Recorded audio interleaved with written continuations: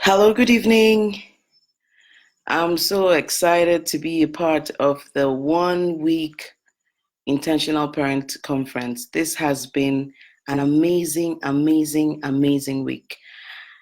I can imagine that we're gaining so much from this amazing lineup of speakers who have just been pouring from their heart, teaching us from Monday, 3 speakers every day. Wendy, this is amazing. This is really, really amazing. Thank you so much for the honor of bringing me to be a part of this. I really like it that I'm a part of this. I just feel good that I'm just a part of this amazing lineup of people from all over the globe who are making parenting such a priority and they're sharing with us. I just pray that parents that are tuning in are not just excited at all the things the parent coaches are saying, but they're doing well and they're endeavoring to take note about the things parents, the coaches are placing emphasis on, and then we are making that determined effort that, you know what, I'm going to try this at home. I'm going to put to practice the things that they are sharing with us because it's important. I like the theme of the conference, which is parenting for a better future. I usually like to think that parents are the most powerful in the world because we create the future.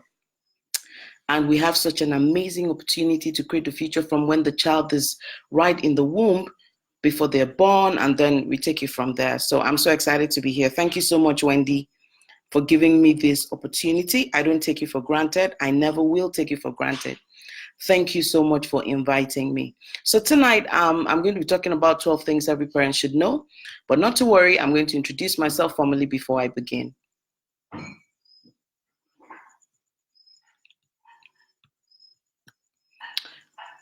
So my name is Irene Bangwell.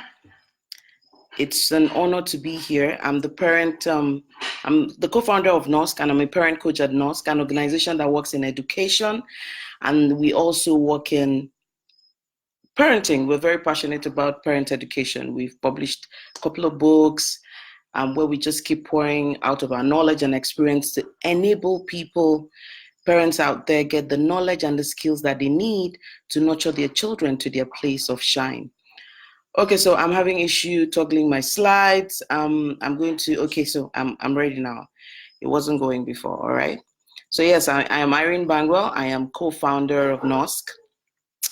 So we work in education, we work in parenting, and we do research in education and parenting. So this has been a very amazing year for us. I was able to write some parenting books that I believe will make a difference. And I feel grateful to be able to lend my voice tonight on the conversations that we are going to be having this week, the entire week. We hope that as every parent listens, they actually work with the things they're learning and then they put it to practice because we're serious about parenting for a better future. So that's it. Why are we having this conversation today? So when Wendy reached me and said she wanted me to talk about 12 things, I was like, that's one of my book titles, but it just felt like, wouldn't this be overwhelming for a 45 to 1 hour session?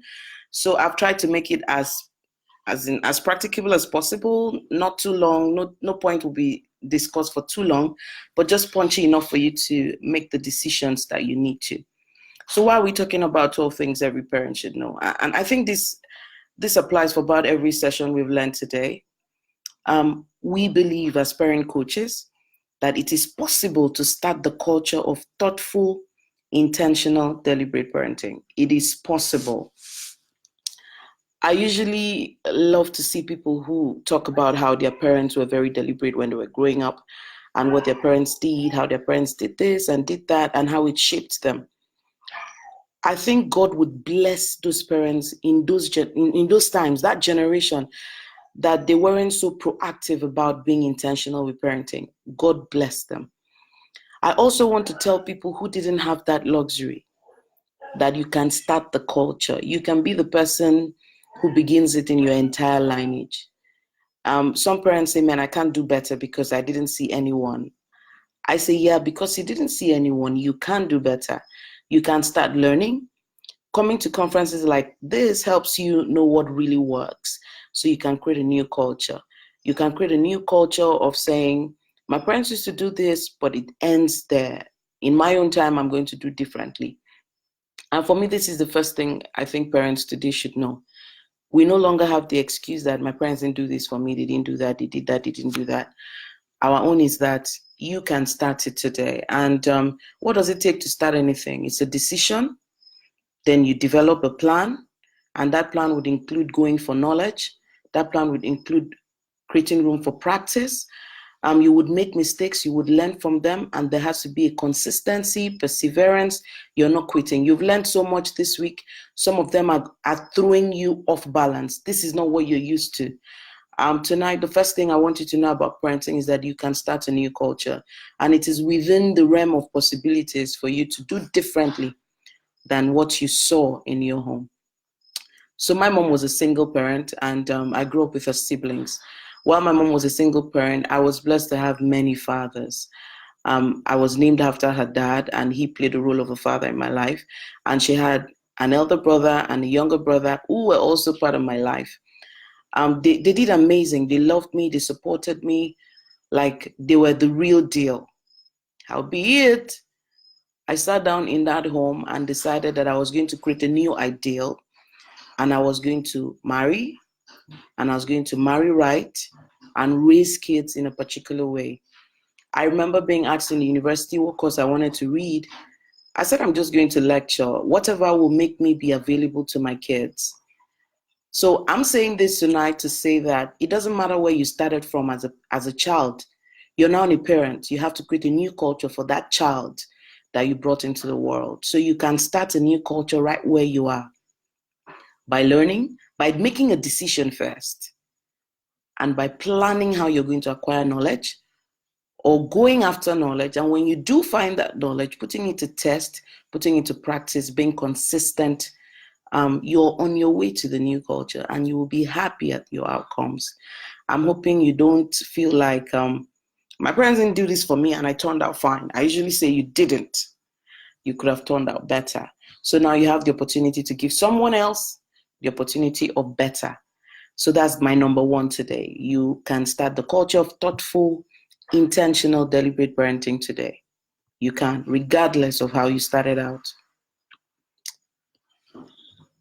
So this is one of my lines when I think about journey, but when I think about parenting. I think that life is a journey, and parenting is packing a child's bag for his or her journey. When Wendy started putting together this conference, one of the topics she threw at me was if I could talk about, do you want your child to be like you? And I really loved it because I wanted parents to see parenting as not the opportunity to live, to give your child your own life to live, but the opportunity of hindsight to tell someone that I know that line, I know where it ends, I know what I needed as a child, and I want to give it to you.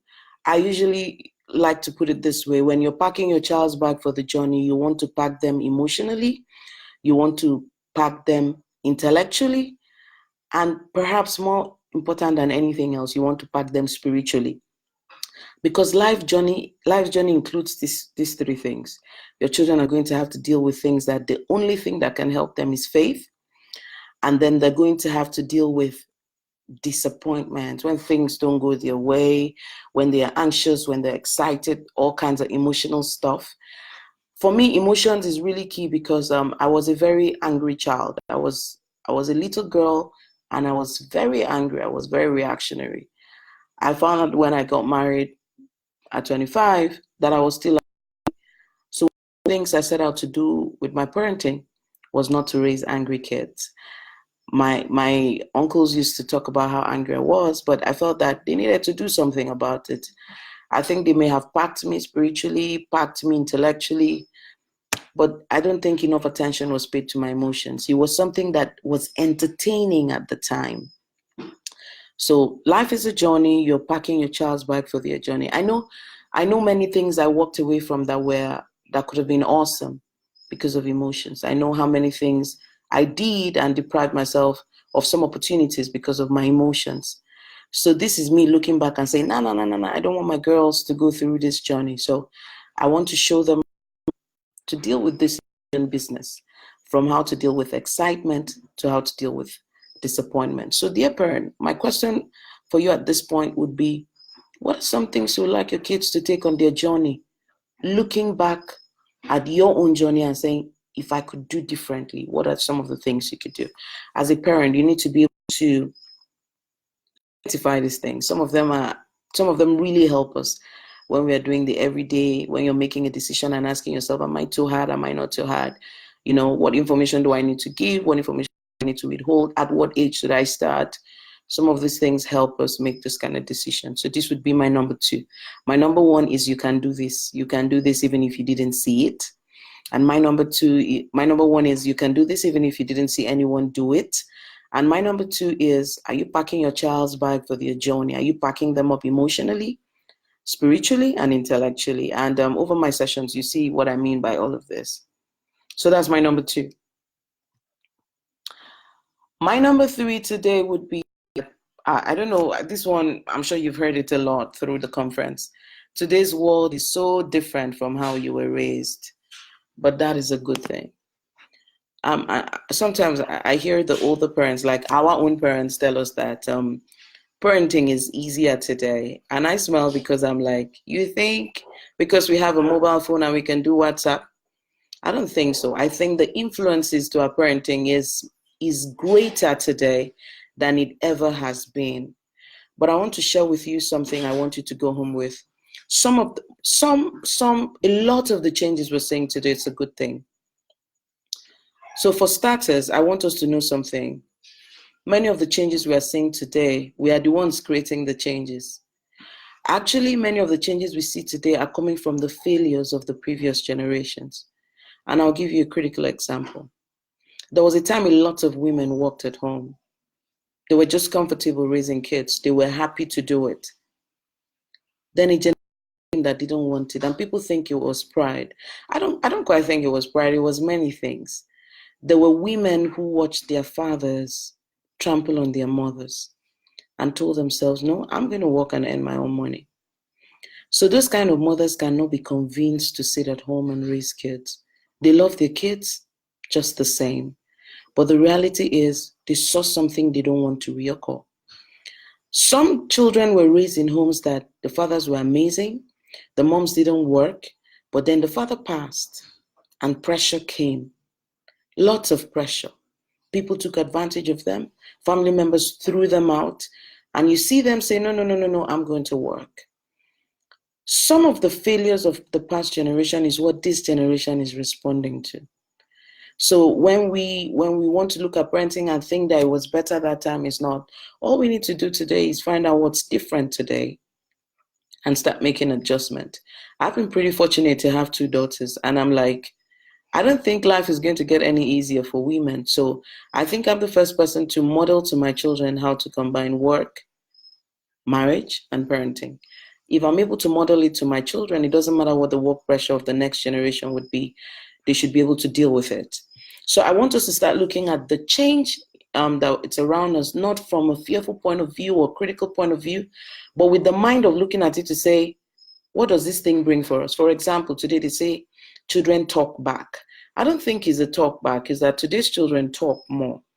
And in the previous generation, people were shut down. People say today's parents are a bit permissive. Some are, but some are just trying to strike the balance. They were living in homes, they felt something, they knew something was wrong. I mean, the kids who were raised in homes that they had a relative living in the house and abusing them, and their parents wouldn't believe them.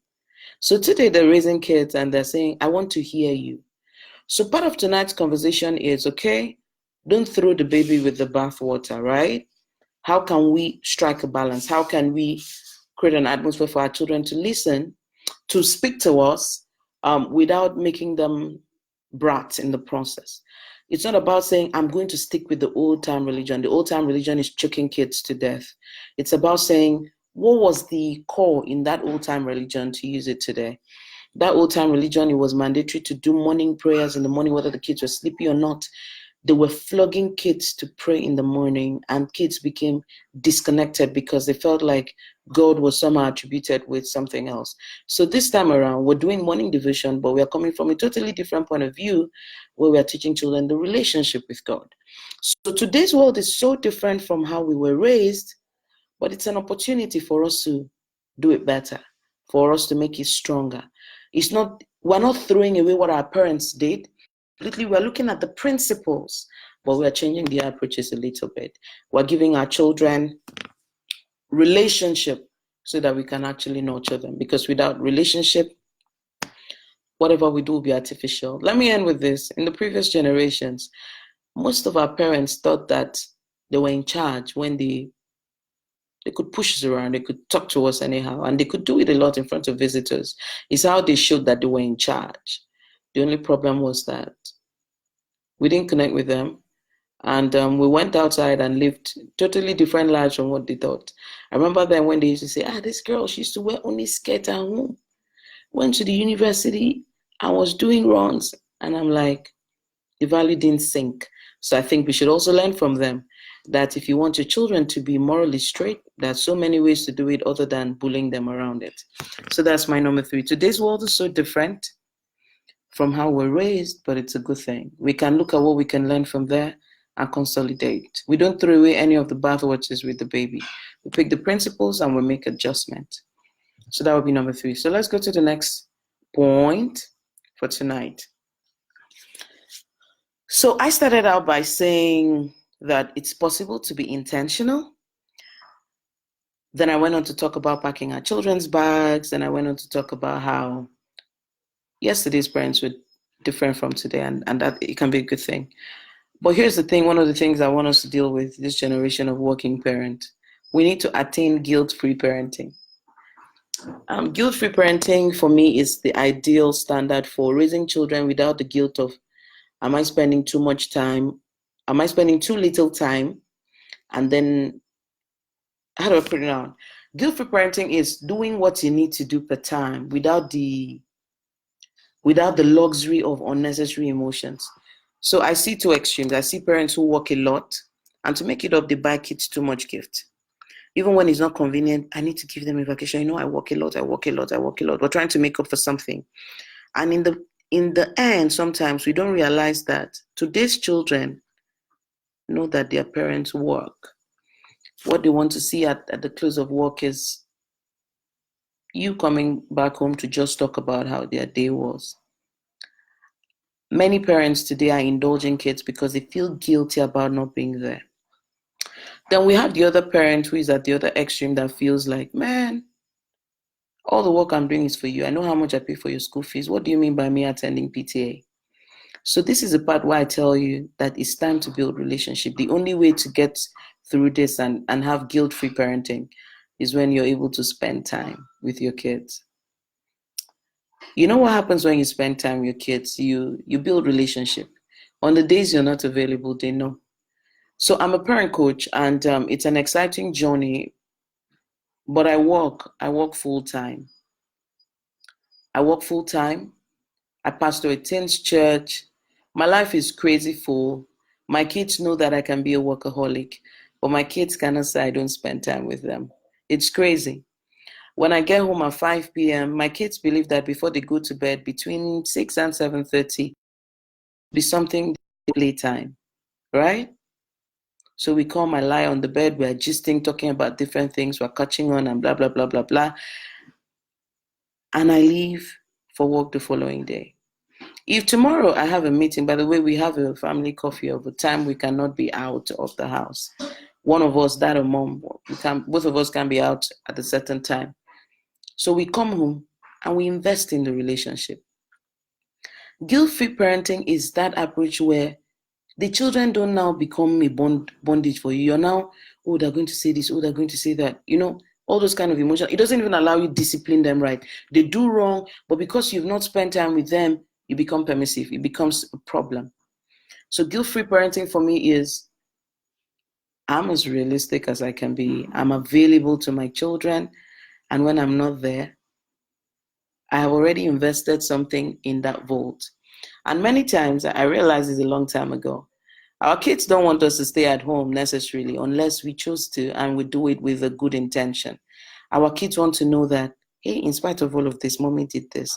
Like every time we show up for their open day, you showed up in school like, hey, my mommy came, right? They didn't say you should follow them to school that day. What I'm saying in essence is to attain guilt-free parenting, you need to plan. You need to reorganize yourself and not be too tired every day. You need to invest in reading with your kids, talking with them, and keeping the communication lines open. You need to be able to call from work and say, hey girls, what's up? Are you back? Have you eaten? Did you do this? Did you do that? That relationship will help you deal with the guilt that comes with working, because today's parents almost can't work around this. You have to work most of the time. But I'm asking you to make sure that you're not sabotaging yourself emotionally and your children in the process. Because when you feel too guilty about working, you're going to go on the wrong dial. And I'm asking you to say, please, spend time with your kids, talk to them, build relationship with them, play with them satisfactorily, make weekend a soaked in experience, so that if you have to work late sometimes, the kids are not going all rebellious on you. You know, it helps. So today's parents have to deal with the fact that they have people living in their homes. I mean, this is one of my favorite parts of the conversation. You're going to have people living with you, raising your kids. One of my first caveats is, don't bring people who are not educated to live with you. It seems a bit extreme, but those people, I call them assistant parents. You won't be around. They need to enforce. So some of you have really strong values you want to pass on to your children, but you bring people from the village or somewhere, they're not as educated, they don't share your values, but they're the ones with the kids. There's going to be conflict. There has to be conflict. There must be conflict.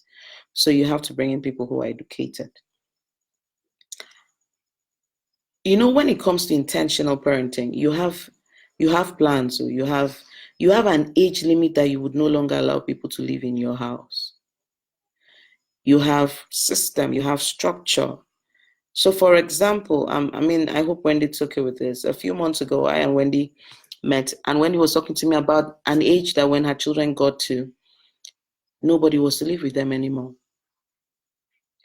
And when she said it, it really caught on with me.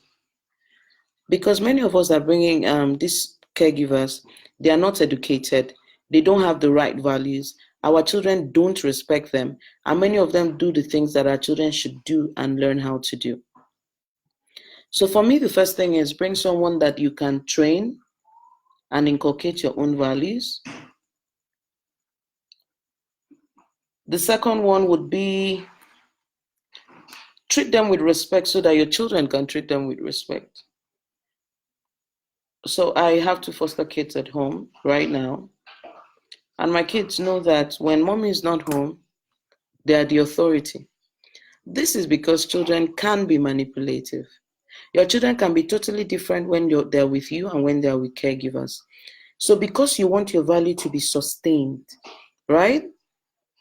Whether you're there or not, it's important to give the people who live with you same respect. Hold the non-parental caregivers to the same standards you hold your kids. They lie, you let it go. Your children lie, you flog them. Conflict. Because now the non-parental caregivers don't know what to supervise for. So in my home, I hold everyone to equal standards, including when to go and read and do homework, including when it is you need to close off from the kitchen and get inside, so that the same pressure I put on them, they can pass it to children. When I mean pressure, I mean healthy pressure. They can put it on children. Because this is me trying to work out my way as a working mom. How do I keep saying at home? How do I maintain standards at home when I'm not at home? I know the kids closing at school at 3 p.m. Between 3 to 5, it's a lot of time. Or 3 to 6 p.m. when most of us get home. It's a lot of time for junk to happen. So I make sure that I hold everyone to the same standards. I wrote this somewhere in my book. I said, I try to run a culture in my home where we put learning over the fear of discipline. So if something went wrong and I came home, both my teens and my children would tell me what they did wrong. I'm a working mom. I have to create a working system at home. So they'll tell me what they did wrong and we'll all learn from it. There's no we don't allow hiding what happened when I'm not around.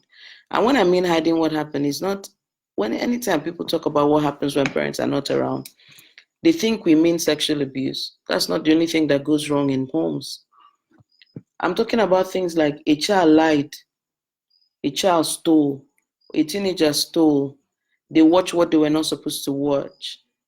Simple things that are introducing children or exposing children to crazy values. So in my home, if I came home, it's not unusual for someone to walk up to me and say, I broke a plate today. Or someone to say, this person watched this channel today and they were not supposed to. And they don't say it behind the person, they say it in front. As a working parent, you need to create those kind of cultures at home. Hold everyone to the same standard, but let everyone know that your default is to teach everyone. Everyone is learning. I'm here to help everyone.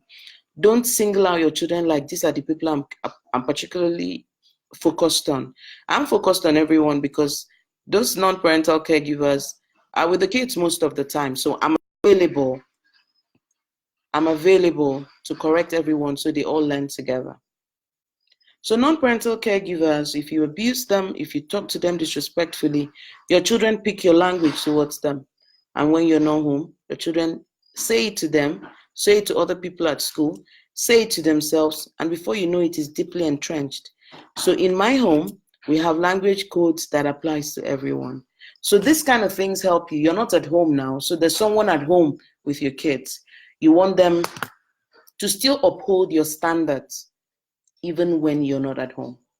Are we following so far? Let me check this. I've just been looking at my slide the whole time. Let me see if everyone is following.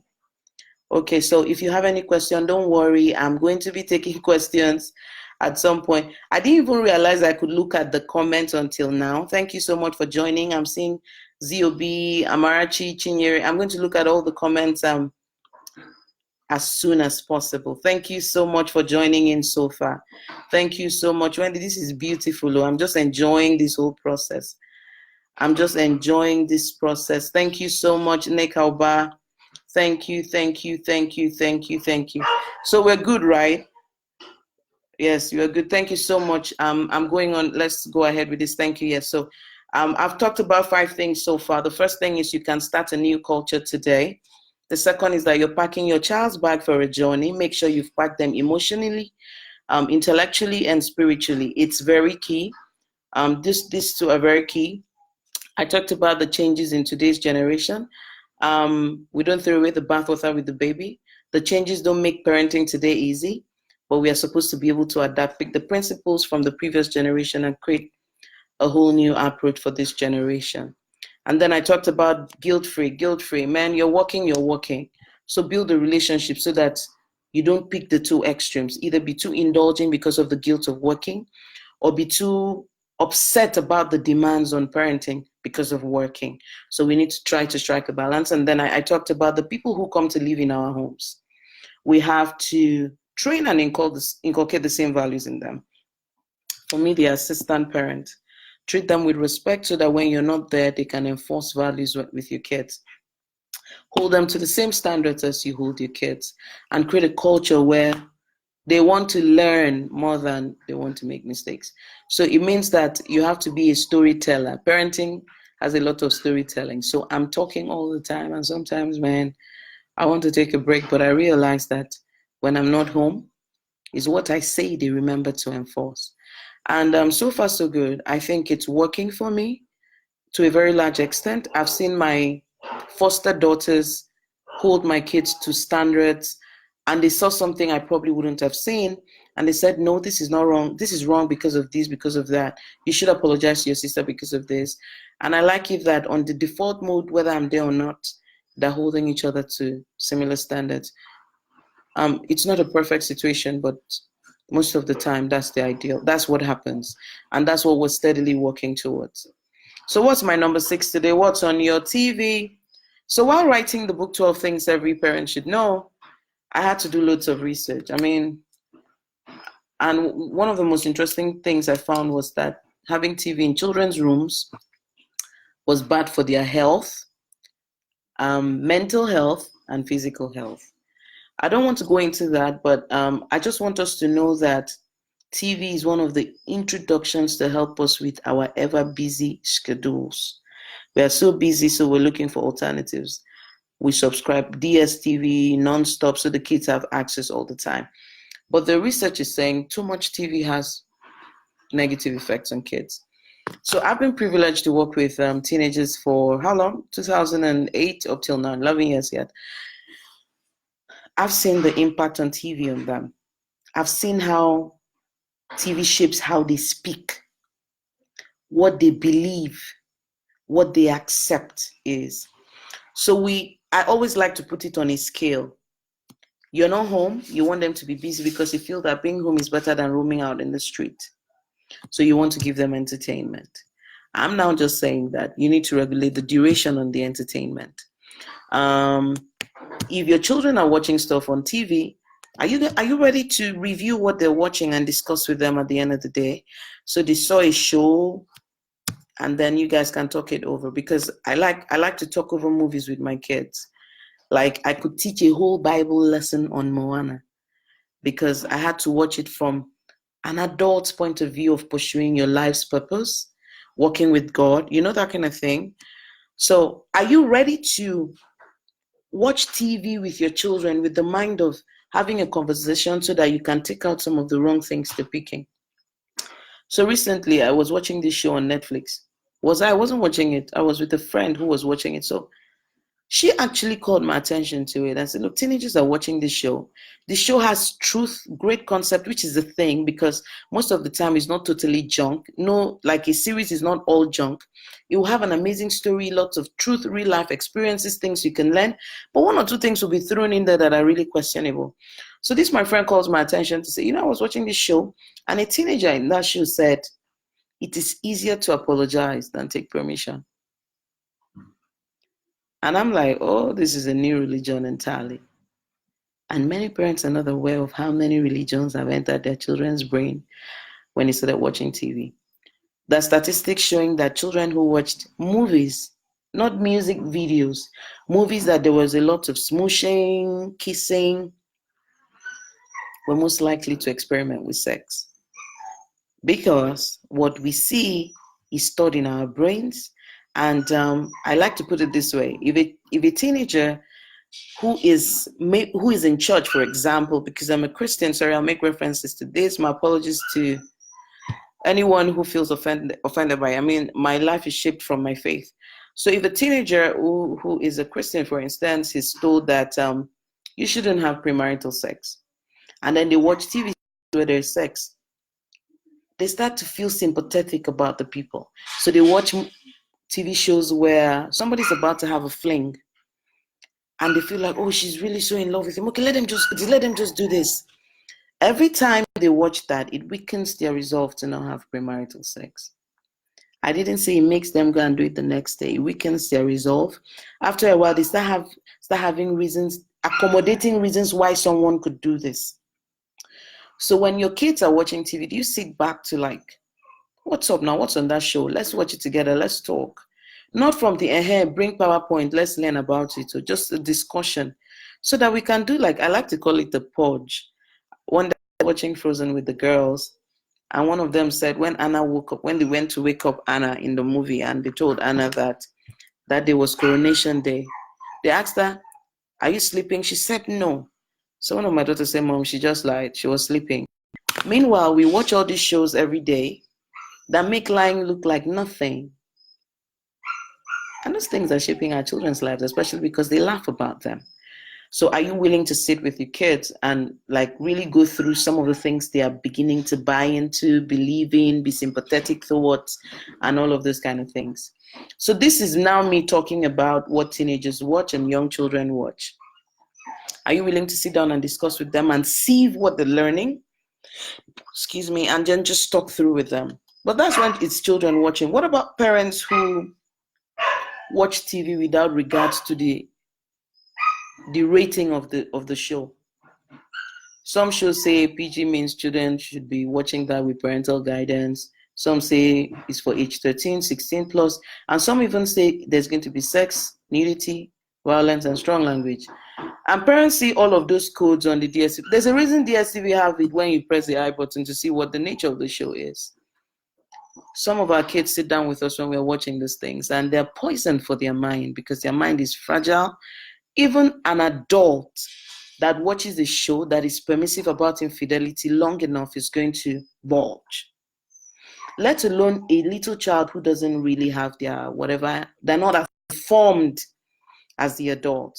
So this is me asking parents that please, please, please, when you want to watch your TV, do you want to look behind your window or behind your couch to say, hey girl, you're not supposed to be here.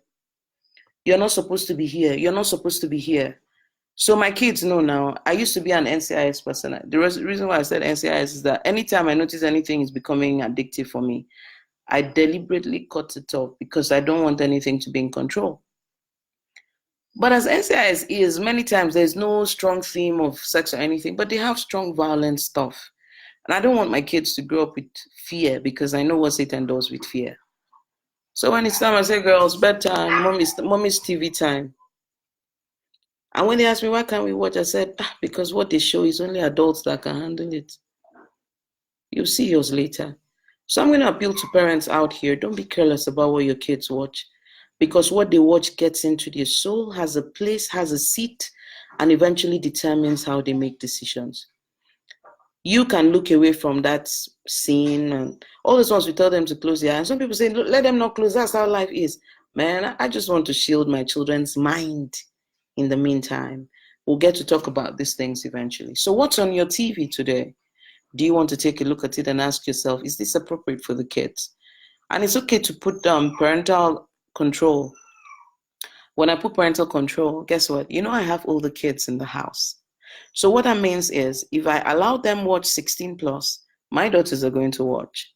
And let me tell you, some 13 plus shows on TV is poison for, in the African context, for God's sake, is poisonous for our 13-year-old shows, is poisonous for our 17-year-old. So you know what I told them? I said, look, I'm trying to protect your mind. I don't want you to be distracted. I want you to focus on school. I want you to focus on what equips you for where God is taking you. So you don't need this show. And we have that understanding. At first, we had a few struggles. Like, I used to watch this when I was home. I say, well, we have a culture here. We don't watch junk shows in this home. And over time, I've heard them tell other people, you don't need this. And I feel really good about it. This is also related. The 7th point today will be managing the use of devices. Oh, many parents tell me they don't have what to do. They don't know what to do with the kids. And I'm like, you're kidding, right? So last time, I don't know who does this public holiday thing in Nigeria. They need to call. I need to meet them for a meeting. But sometimes it's really crazy. One week we had we had 2 public holidays. It was Salah, yes. And the kids' school put their midterm break the Thursday and Friday. So the kids were going to be home for 4 days. And many times when my kids are home for midterm or something, I feel that that's an opportunity for me to fill up their love vault. One of my parenting coach friends, Vivian Okoye, says is a tank.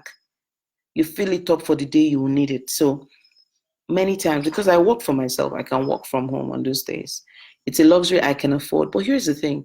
When it's public holiday for them, most of the time it's public holiday for us, unless you work in a field that demands for you to work.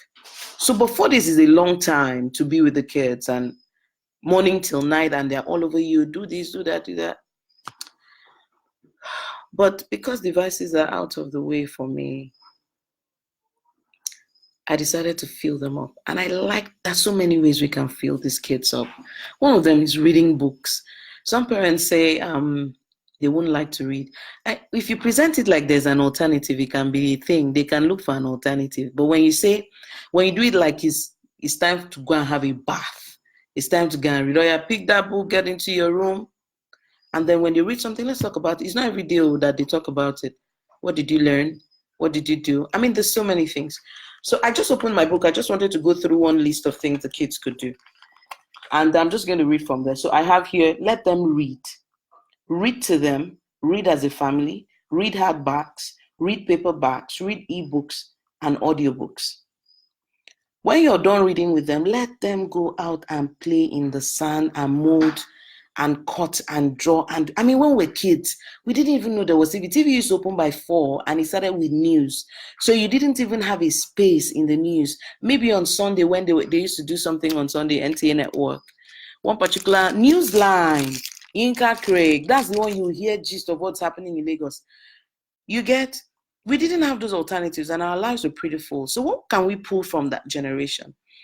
Let the kids go out and play. Many of us are fearful. The world is it seems to be a bad place or worse today.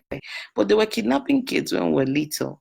I'm not asking us to throw caution in the wind. Like today, I'm not sure I would put my kids out on the street on their own walking to school like I used to in some context.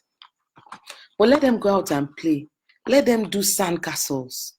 Let them run around outside barefoot, play with the dog. Don't box them in. I mean, I watched a video the other time about the air pollution and the impact on the health of kids today. How homes are AC, windows locked, kids are not breathing in fresh air. They're not experiencing nature. And it has an effect on their health. So please let them go out and play in the sand. Then parents today, man, you need to be big on art supplies. So you see that 4-day holiday bar? I had this, a friend of mine bought these books for my kids, coloring book. The moment I saw it, was a girl's affirmation coloring books. So when I saw it, I said, Kai, this is project. So I came home that day, I made photocopies of the pages and said, today, color the books. They colored. I gave them 5 crayons each. I said, if you need to swap in the box, go and swap, because I didn't want to be shouting on who took which crayon, who didn't take. I said, if you need to take another color, you swap. So everybody has 5 crayons per time. As they were coloring it occurred to me we could do more with it. So I now told them to make a list of all the objects that were in the coloring sheet. Butterflies, stethoscope, microscope, birds, cats, dogs, girls, boys, trees. I said, make a list of all the words you found in that coloring book. And that was day 2, by the way. And they did, when they were done, and I said, so you're now going to build a storybook. You're going to make a new story. I got them A3 paper, A3. Is that, yeah, that should be A3, a lot bigger, like 2 times of A4. And so you're going to make a storybook. So cut out the object in your coloring sheet, paste it, and write a story beside it. It will interest you to know that that's how our 4-day holiday went. And some parents say, you don't know my kids. And I say, you're the mom, you're the dad. You nurture anything you want to see in your kids. They start out with a struggle. You explain the standards. You tell them what the benefit is. You explain how you're going to support them through it, how you're going to help them. I'm going to be here for you. So I'm not saying go and do this and go. I'm going to be here to help you sort it out. Then you reward them. Our work as parents is to create culture, nurture. That's why I like the word nurture. We grow them into things. You can decide that you're going to grow your kids into things. Something Wendy said early this year. She put up a post that if your kids were reading 30 minutes every day, she calculated how much they would have read. And my kids, I don't know if to say my kids are big readers, right? But they love to do arts more than they love to read. And they love to write more than they love to read. So I came up with the principle that the more you read, the more words you have, the more creative you are. So it eventually helps your art and your reading. So usually, I easily say that I have more books than clothes. So do they. I said, girls, you're going to start reading. But I wasn't doing it every day. So when I read what Wendy put up in January, so I told them we have a new policy. 7 p.m. to 7:30 before we knock off. We knock off with books. Then I started noticing a pattern. They were not reading one book anymore. So when they've gone to bed, I have to go to their bed and start bringing out books from under their pillow. And after a while, they say that they're done with this book. They need new books. And I'll tell them, no, we have packs we've not yet opened. You go into that. But let me share this. My first daughter, I took her for Christmas shopping during the Christmas last year. And I went to buy, Christmas shopping means we went to buy books. And then when we got to the shop, she didn't like the titles I picked. And I was feeling like the mother that her child must read. The child that her mother must read. The child that her mother says she must read. So she said she didn't like the books I chose. I was livid. I was like, look at you don't have a choice. But then later on, I asked her, what do you mean? She said, I love books with pictures. I like to see it happening. And I was like, yeah, she's a visual. So when I buy her storybooks that are just text, they don't work. So it means that many times we need to look for the kinds of books our kids want to read. And we start there, but we have to do it consistently. So Wendy, we've really improved in how frequent we read. And then the other day, Farida, see, all of you that are here listening to us are parent coaches, you don't realize we are still learning from each other. So Farida put up something about when our children learn how to read, we don't stop reading to them. And I was touched because the moment my girls they learned how to read, I was like, yeah, off my back, I'm no longer. But when she said it, I said, you know what, I'm going to go back to this. So here's the thing. Devices are not the only thing.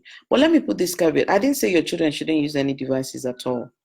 Research shows that over 2-hour use of devices is detrimental to their health. And I agree.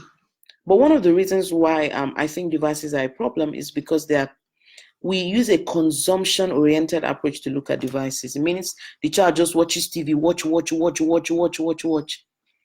I think we can flip the use of technology. Let your children learn how to do something. Let them learn how to dance ballet by watching a ballet online channel, for instance. Let them learn how to code. Let them learn how to plant. So if we're using devices, can we watch, then do something? Watch, do something. So that when we are watching with the intention of learning instead of mindless consumption. So when we're talking about devices, the list is endless. And I had to just stop there. I also said, so we need to get art supplies at home. We need to teach them how to make and fly kites. And then we need to buy creative toys that build their thinking ability. Building blocks, Lego, and all of that always top the list. So I've already started talking a bit about this. Look, so this is big for me. In Africa, we are not very deliberate about empowering our kids. A parent would say, oh, I pay really high school fees and my child goes to this fantastic school. Hey man, today's generation, we need to tap into their talents. I used to draw when I was in primary school. I used to do comics. And I used to trace Christmas cards. And everyone used to talk about my handwriting. So I would come home, pick papers, cut, make things. And one time, we had this sitting table in the house. I grew up in Calabar, by the way. So we had this center table. I said sitting table. Center table in the house that was covered with a red leather. I was so into writing that I would put scissors in the leather, cut it out so that I will have space for bare wood to draw and write. So my sweet, sweet, sweet grandma didn't understand it. So she thought that I wanted to be a secretary. And she was like, we're going to beat this secretary out of you. You have to be a doctor. You have to do this. You have to do that. And that's how I disconnected from art. I'm surprised that my girls all have that affinity because no one draws in my house anymore. So I don't know where the thing came from. But what now happens was when I got into SS1, I would do biology and I love to draw the human skin, the human ear, those kind of things that seemed a bit complex, amoebas, paramecium. I wasn't a science student, so that was my closest shove to it. So, that was my closest, whatever. So I love to draw, but by this time it was over. And later on when I left school, I would find that I wanted to write children's books. But up to today, I never quite have the confidence to think that I can write something kids will enjoy. This story is not alien. A parent listening to me today has similar experiences of things they were genuinely interested in, gifted in, but parents didn't endorse. Today's parents need to step back and know that we don't make the kids we give birth to. God made them, has a purpose for them, and each of them is like a toolkit. They are packed with what they are here for. We see something in them and we realize this is special. Our children are going to exhibit things that we don't know what to do with. We just need to trust. The other day I came back home and in my bedroom I saw rusted metal on a seat. My first inclination was to call the bigger girls. Did this come out of a bag? Did it come out of something? And when everybody started saying no, I just had a witness to call number 2. And I called her. I said, baby girl, did you bring this home? She said, yes. She picked it on the street. She was 2 or 3 when she started calling herself Fixer Girl. She wants to fix things. She was a baby. She would dismantle things and put them back together.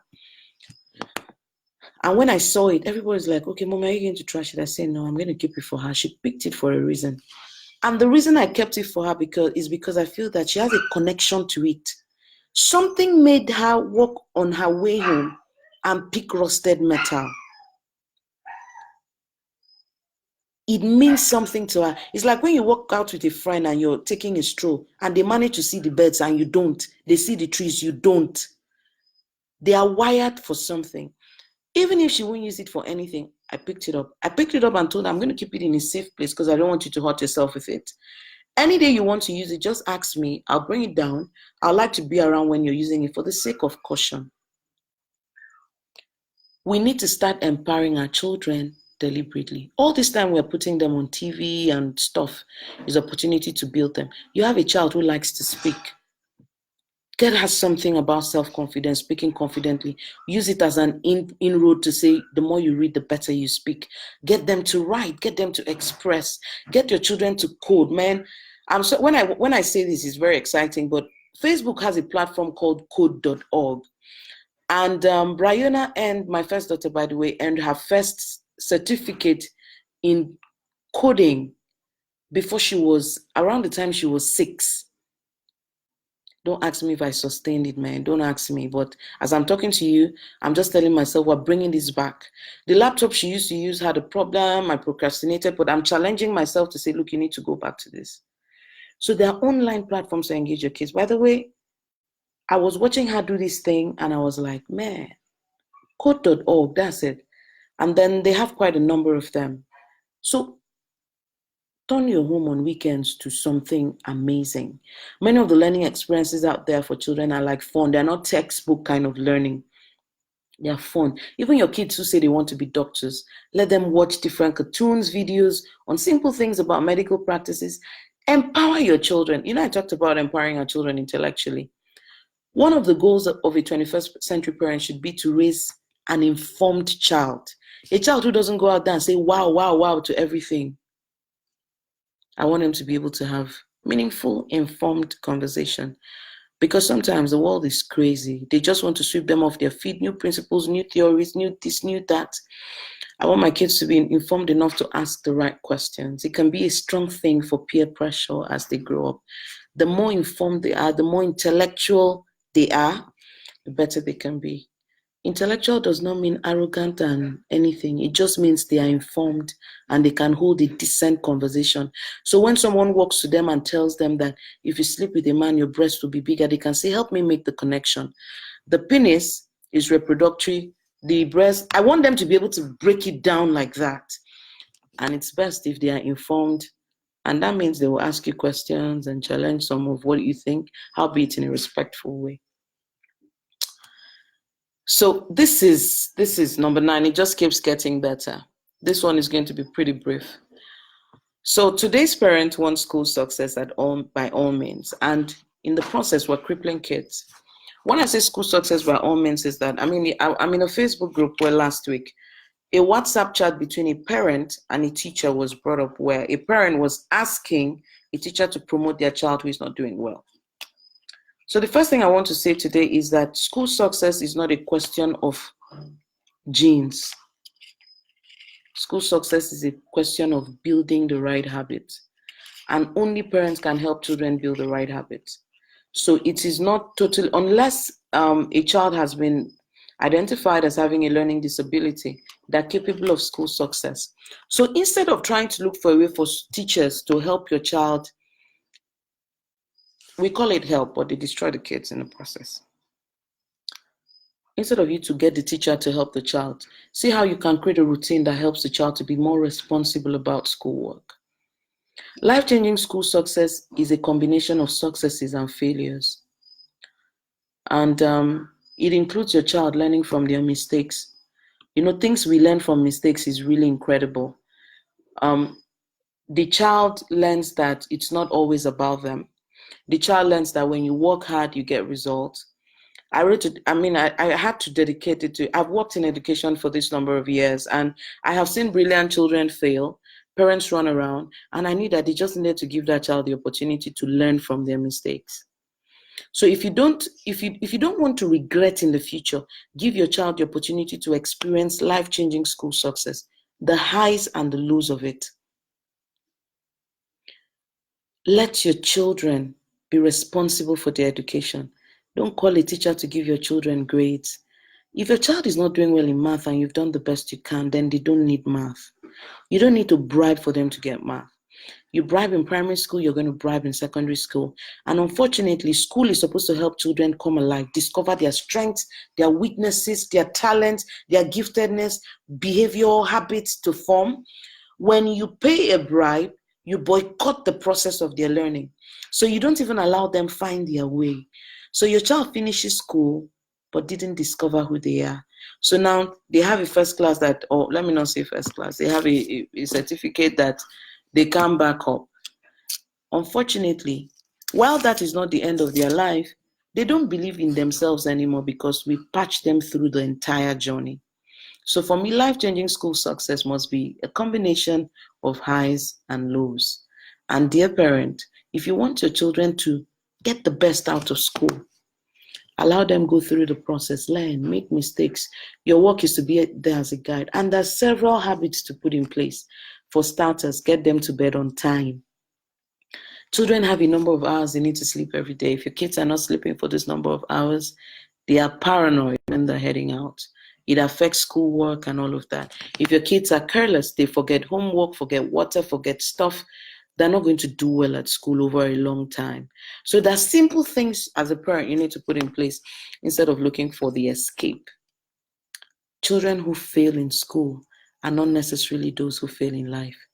They just have to get the opportunity to learn through the process. And parents, we need to disassociate our own identity from our children's performances in school. Your child won Student of the Year this year. It is not you, it's your child, and by their effort, celebrate them. But don't celebrate them in a way that if it was otherwise, you would die. You won't. Your children's journey is unique to them. Allow them have it. So I'm going to be wrapping this up. I thought I was going to be faster than this, but I'm good. We're getting there. How is your marriage and relationship? How your marriage and relationships are shaping your child's definition of sex, love, and marriage? You got to treat your spouse with honor. It goes both ways. Today's kids are influenced by a generation that have no value for sex, love, and marriage. At least the media tells them not to. So the closest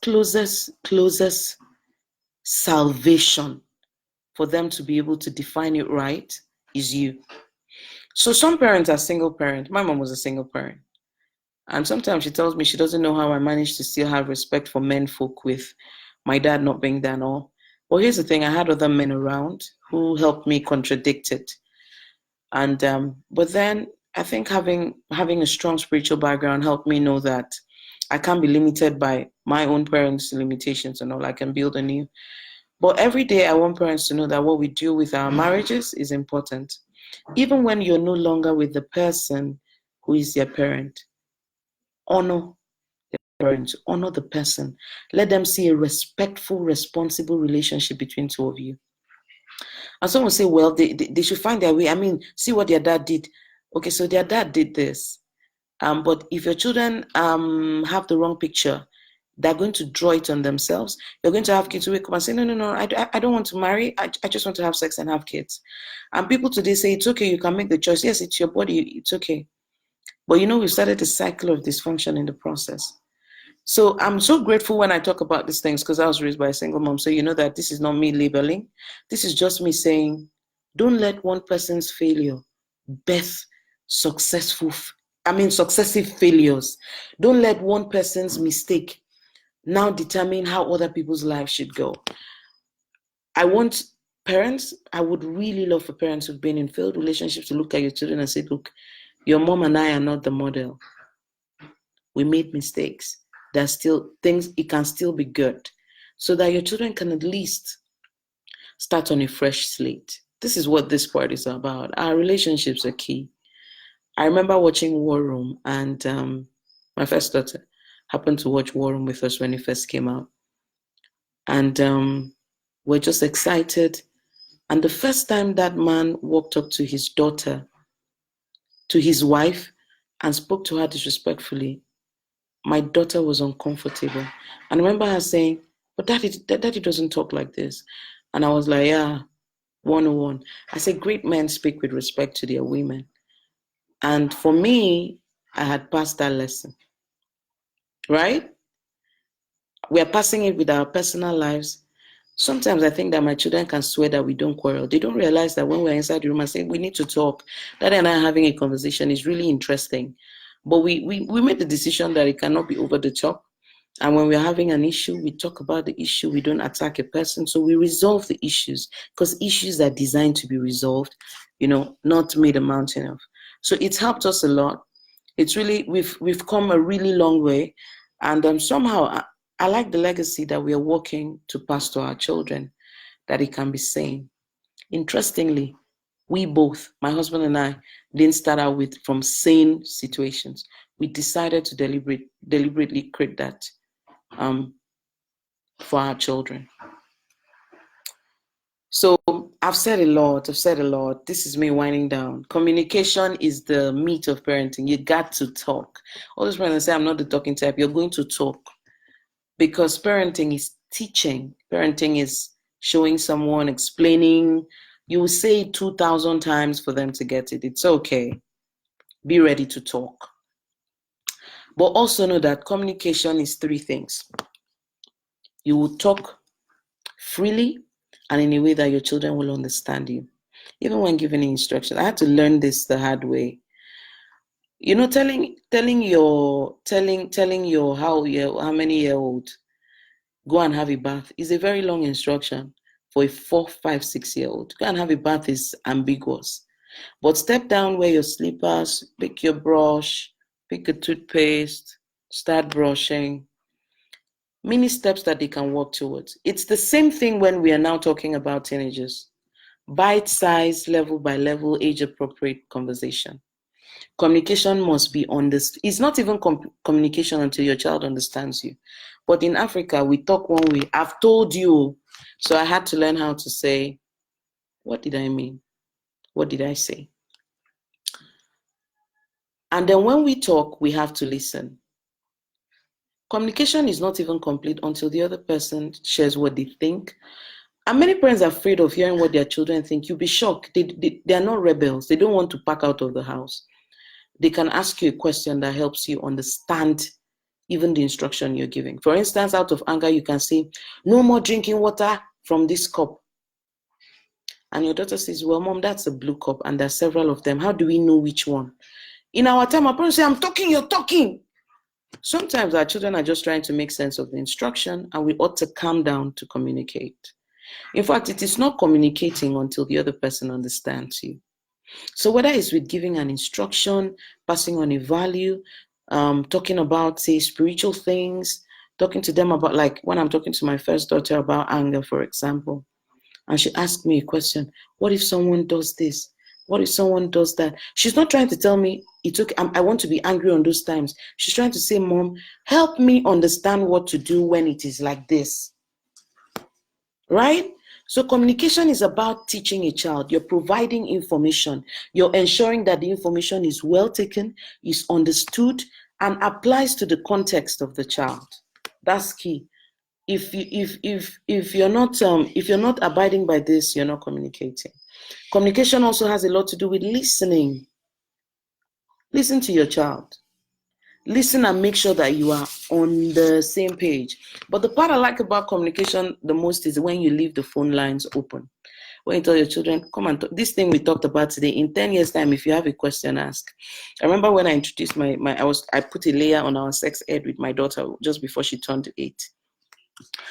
And I realized that sex education is not complete until the child can come back to you and share a myth they heard.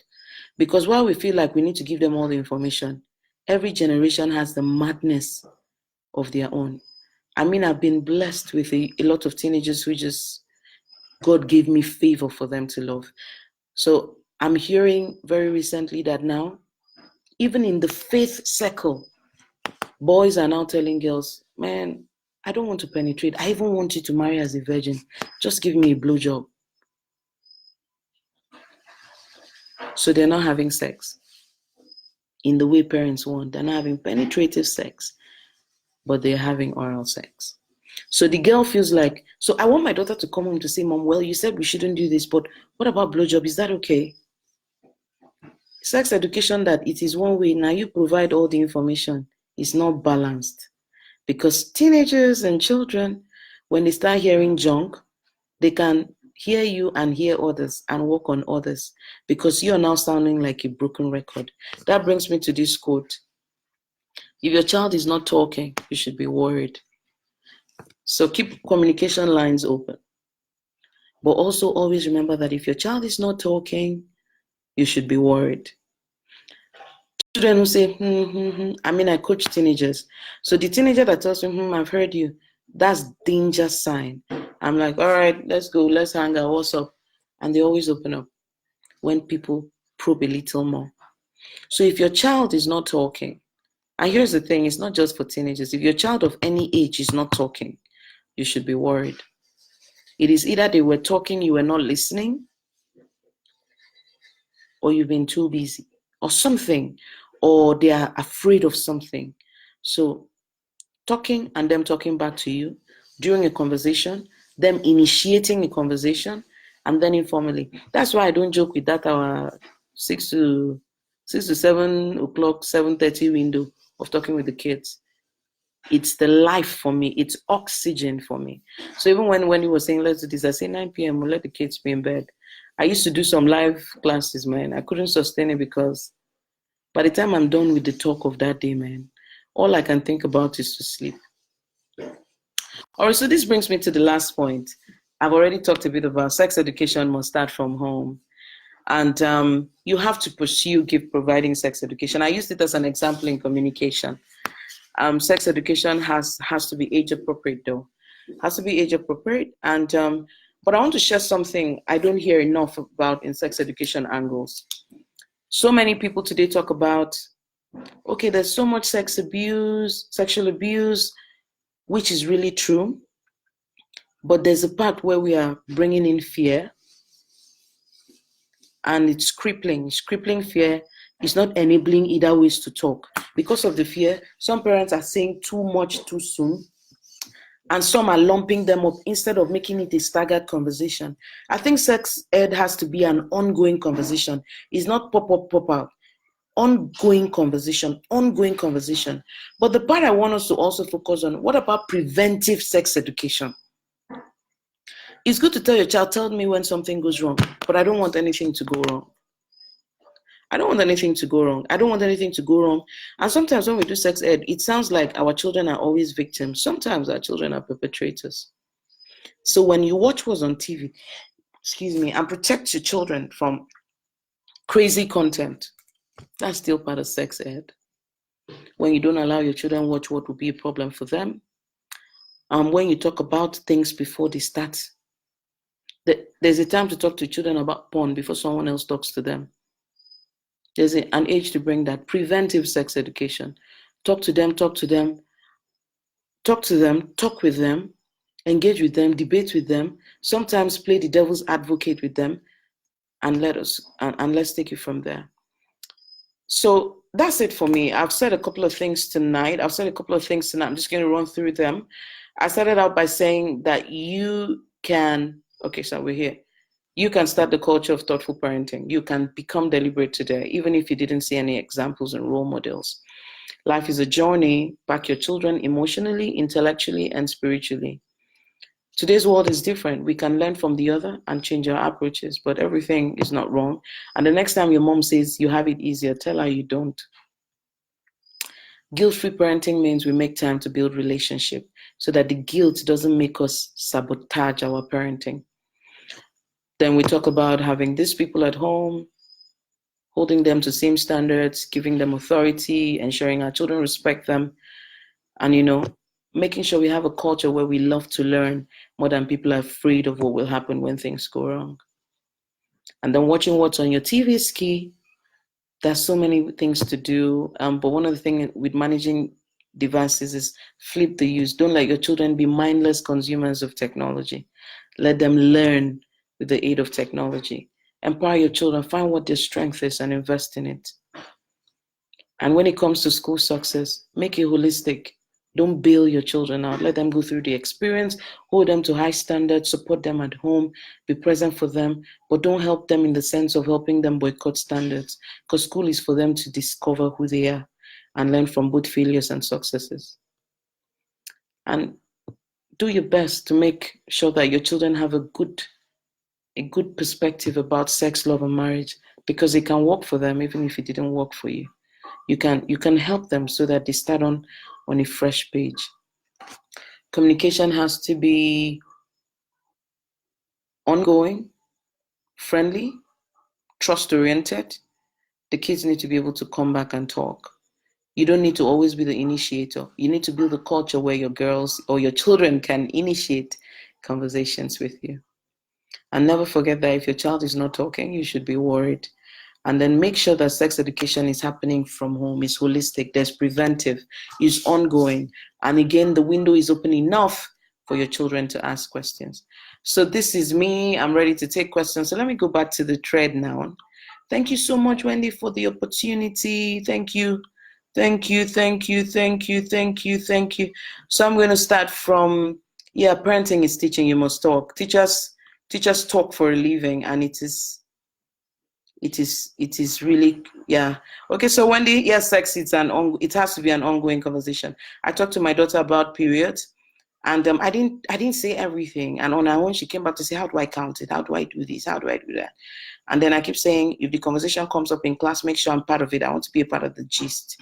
I want to be a part of what they're saying in class. You understand? So yes, Cherry said it all.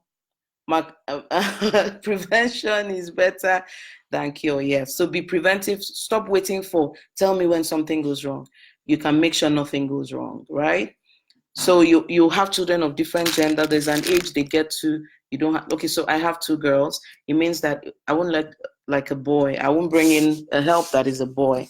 I'll be slow to even bring in relatives that are boys to live with us. I'll be really slow, not because they are all bad, but because I don't want to give a situation where I don't want to give room for, that kind of thing. Yes, okay? So there are new ways of talking about sex now. The new ways are telling the kids, no penetration, but let's do blowjobs. So I've had a good time here. I'm still looking for questions. Thank you so much, Chinyere, Amarachi, Wendy. You guys rocked all over. Thank you so much, Aloha Kemi, for joining us. Thank you so much. I've had a good time here. Some parents are not helping issues. Yes, we are impersonating Common Entrance, impersonating JAM, impersonating WAEC. If you wrote the JAM, did the child go to read the course of their design? I want my kids to read the course of their design. So thank you so much. I've been really privileged.